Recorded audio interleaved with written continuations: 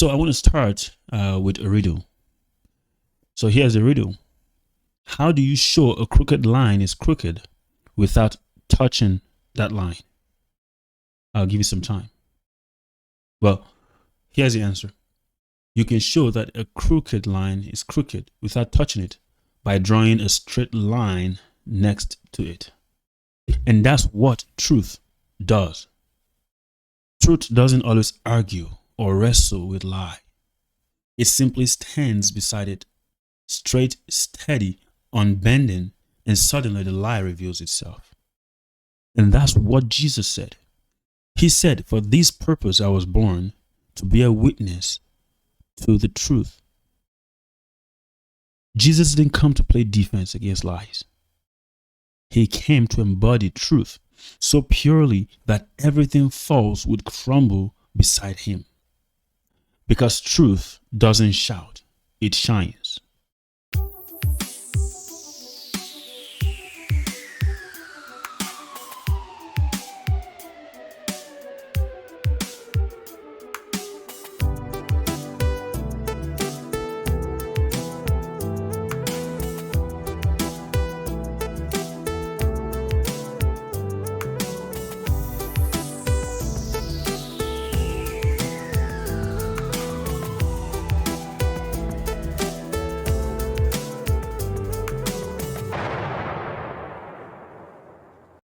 I want to welcome you to GodTalk360.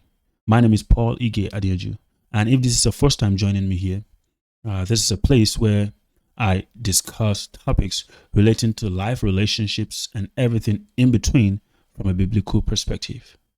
In the past 2 episodes, I talked about striking while the ore is hot. And then I spoke about amplifying the voice of reason. Today, I want to talk about the voice of truth. The voice of truth. To begin with, let's talk about faith. Faith is a conviction that sees beyond.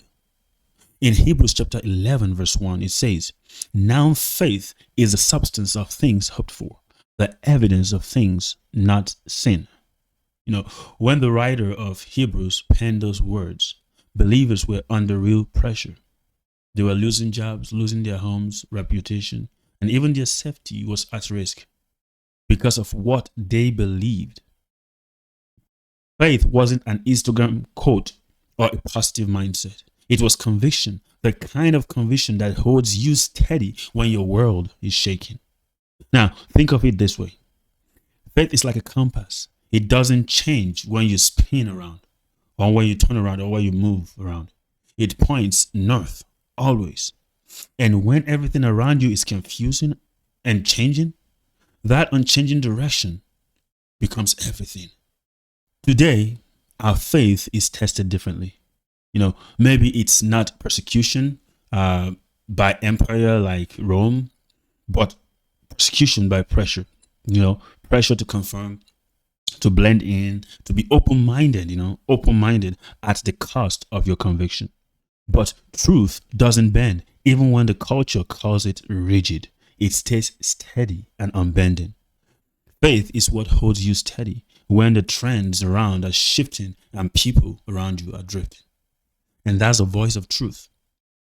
That's the voice of truth within you. That's the voice of truth within me. It's conviction, not convenience. So remember that faith is the conviction that sees beyond. Now, the second thing I want to talk about is family. Family.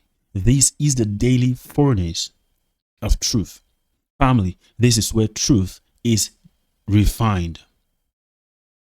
If we go to Deuteronomy chapter 6, verse 6 to 7, it says, "These words that I command you today shall be on your heart. You shall teach them diligently to your children, and shall talk of them when you sit in your house, when you walk by the way, when you lie down, and when you rise." You can notice how practical that instruction is. Moses wasn't speaking to priests or just to prophets. No, he was speaking to the parents. He was speaking to families. He was speaking to households. He was telling them truth starts at home. Truth starts in your homes, not in the synagogue, not in the place of worship, not in the palace, but in the conversations at the dinner table, in bedtime prayers, in bedtime stories, in how you respond when life disappoints you right in front of your children. That's when truth starts. You know, like I've mentioned, family is the furnace where truth is either forged or forgotten. If you make truth a priority in your family, it will be forged right there. And when we're talking about family, family goes beyond biological ties. In Christ, family is a community of faith that you surround yourself with. It is the people that you walk with on a daily basis and the voices that keep you grounded. Because, isolation is where lies grow. When you isolate yourself, that's when many random crazy things begin to encroach into you. Yes, maybe there might be need for a moment, of solitude, to listen to God, or to spend some time to rejuvenate. But don't isolate yourself. Community is where you are strengthened, where you are helped, where you are encouraged. But in isolation, many different things happen. Lies can grow in isolation. But in family, in community, truth is spoken, truth is challenged, refined, and reinforced. So when you talk about your faith openly at home, not perfectly, because no one is perfect, but when you talk about truth at home, or when you talk about your faith at home, honestly, you are continuing the oldest truth movement in history. The truth is sustained not by pulpits alone, but by households that practice what they preach. That's how truth is sustained. Family keeps truth alive between Sundays. So, as much as faith is important to the voice of truth, so is the family, because family is the daily furnace of truth. So, faith, family, and the next thing I want to talk about is freedom. Freedom is the unseen revolution. So when we go to John chapter 8, verse 32, it says, "You will know the truth, and the truth will set you free." You will know the truth, and the truth will set you free. You see, when Jesus said this, when he made that statement, his audience got defensive. They said, we've never been slaves to anyone. But something ironic about that, because they were living under Roman occupation at that very moment when Jesus made that statement, and when they responded by saying that we've never been slaves to anyone. But Jesus didn't point out the irony in this statement, because he wasn't talking about Rome.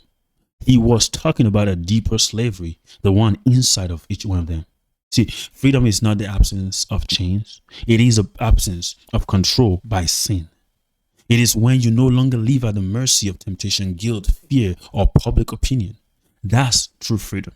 See, in our world today, freedom has been rebranded as autonomy, the right to do whatever you feel.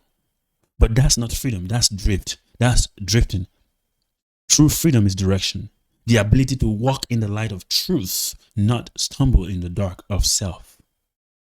The truth that Jesus was talking about doesn't just open prison doors. It changes who you are when you walk out of that prison. Freedom is not doing what you want. It's being who you were made to be. So the voice of truth, faith, family, freedom. So in light of all this, I want us to see how Paul captures these three things: faith, family, freedom. And when we go to Acts chapter 17, we see Paul standing before the Athenians, and he was telling them about these three things. Faith, he speaks boldly to a crowd of skeptics. He was standing firm in what he believes, even when it was unpopular. Family, Paul reminded them of their heritage. He reminded them that they are God's children, created for relationship, not idolatry. And freedom, he proclaims the resurrection, the ultimate declaration that death, sin, and fear no longer rule humanity. That's the voice of truth in motion, confident faith, rooted identity, and liberating freedom. Faith, family, freedom, these are the pillars of truth. And in our society today, in our world today, these are some of the things that are being heavily attacked. These are some of the things that people are heavily against: faith, family, freedom. Why? Because these are the pillars of truth. If these pillars of truth can be shaken, if they can be distorted, then lies wins the day. Then people are not convicted by truth, but they're being led by convenience, by what they feel and what feels good to them. See, truth, the kind that Jesus embodied, doesn't need marketing. It just needs a voice. The word may be noisy, but the oar is hot, ready for a strike. Yes, the lies are bold, but the voice of truth must still be louder, not in volume, but in clarity. But here's the most important thing that you must take away from the last 2 episodes and this one. Lies may go on, but truth always endures. Lies may shout, but truth prevails. Lies may trend, but truth, God's truth, sets people free. And that's why these pillars of truth are important. Faith, family, freedom. And when you speak that truth in faith, and you build this truth in family, and you live this truth out in freedom, you don't just hear the voice of truth. You become the voice of truth to your family, to your community, to your nation, and to the world. That is why the voice of truth must be protected. So, I want to end this by saying this. The voice of truth is very important in our world today more than ever. And that is why these 3 pillars of truth must be protected. Faith, family, and freedom. Well, that's it for today.